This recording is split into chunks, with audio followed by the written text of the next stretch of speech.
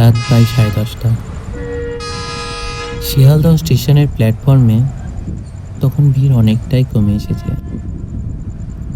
শেষ ট্রেনটা ছাড়ার অপেক্ষায় আমি দাঁড়িয়ে আছি, হাতে একটা ছোট্ট ব্যাগ, চোখে ক্লান্তি আর মনের অদ্ভুত এক শূন্যতা।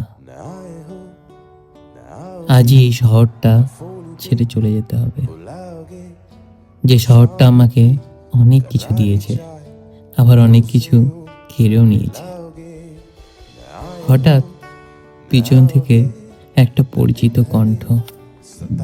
তুমি সত্যিই চলে যাচ্ছ?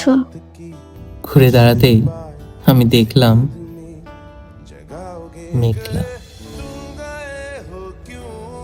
অনেকদিন পর, চোখ দুটো ভেজা, তবু ঠোঁটটা হালকা হাসিতে ভরে আছে। আমি বললাম, হ্যাঁ, থাকা আর সম্ভব নয়। মেঘলা কিছুক্ষণ চুপ করে রইল, তারপর বলে উঠল, কিছু কি এভাবে শেষ হয়ে যায়? আমি একটু হেসেই বললাম, শেষ হয় না, শুধু মানুষটাই বদলে যায়। মেঘলা এগিয়ে এসে বলল, তোমার যদি কোনোদিন ফিরে আসতে ইচ্ছা করে, আমি এখানেই থাকবো। শুধু একবার তাকালাম, যেমন করে কেউ শেষবারের মতো কোনো প্রিয় জিনিসকে দেখে।